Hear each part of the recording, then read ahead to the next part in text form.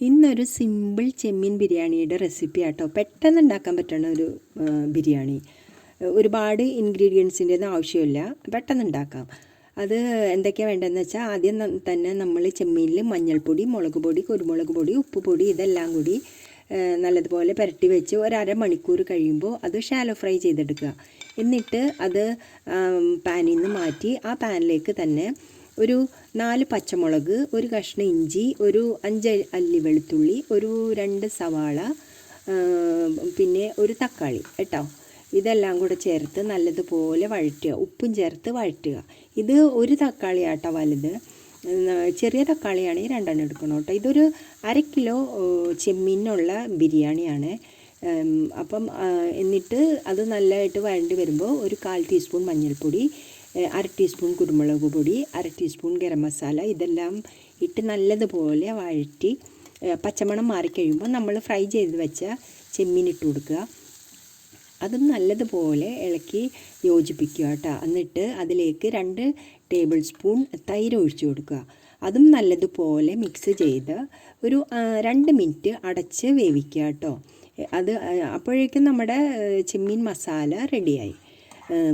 ഇതിലേക്ക് നമ്മൾക്ക് വേണമെങ്കിൽ മല്ലിയില ഒക്കെ ചേർക്കാം കേട്ടോ.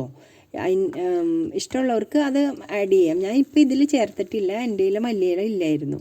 പെട്ടെന്ന് ഉണ്ടാക്കിയ റെസിപ്പിയാണ്. പിന്നെ നമ്മൾ സാധാരണ നെയ്ച്ചോറ് ഉണ്ടാക്കൂലേ, അതുപോലെ തന്നെ റൈസ് വേവിക്കുക. വേവിച്ചതിന് ശേഷം അതിലേക്ക് നമ്മൾ ഉണ്ടാക്കി വെച്ച ചെമ്മീൻ്റെ മസാല അതിലേക്ക് ഇട്ട് കൊടുക്കുക. നടുക്കിട്ട് കൊടുക്കുക. കുറച്ച് ചോറ് നടുക്കുന്ന് മാറ്റിയിട്ട് നടുക്കിട്ട് കൊടുക്കുക. എന്നിട്ട് ചുറ്റുമുള്ള ചോറ് അതിലേക്ക് ഇതാക്കി ദമ്മിലാക്കുക കേട്ടോ. അതിന് ശേഷം നമ്മൾ ഇതുണ്ട് അതുപോലെ ചെയ്യുക. ഇതിപ്പം ഞാനിങ്ങനെ പറയണത് ചെറിയ കുട്ടികളൊക്കെ വെക്കണമെങ്കിലാട്ടോ. ചെറിയ കുട്ടികൾ മീൻസ് കോളേജിൽ പഠിക്കുന്ന കുട്ടികൾക്കൊക്കെ ഉപകാരപ്പെടും. അത് ഉണ്ടാക്കി വരുന്ന കുട്ടികൾക്ക് ഉപകാരപ്പെടുന്ന ഒരു വീഡിയോ കേട്ടോ. എന്നിട്ട് അതിലേക്ക് നമ്മൾ മറ്റേ കശുവണ്ടിയും മുന്തിരിയും സവാളയും നമ്മൾ നെയ്യിൽ പൊരിച്ച് വെച്ചിട്ടുണ്ടായിരുന്നു. അതതിലേക്ക് ഗാർണിഷ് ചെയ്യുക. എന്നിട്ടൊരു 5 മിനിറ്റ് ലോ ഫ്ലെയിമിൽ ഒന്ന് ചൂട് കയറണം അതിലേക്ക് കേട്ടോ.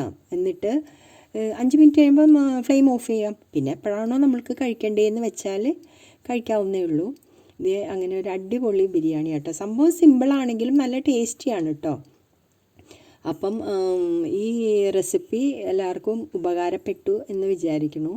ഇഷ്ടപ്പെട്ടവർ ലൈക്ക് ചെയ്യുക, ഷെയർ ചെയ്യുക, ഫോളോ ചെയ്യുക, സബ്സ്ക്രൈബ് ചെയ്യുക കേട്ടോ.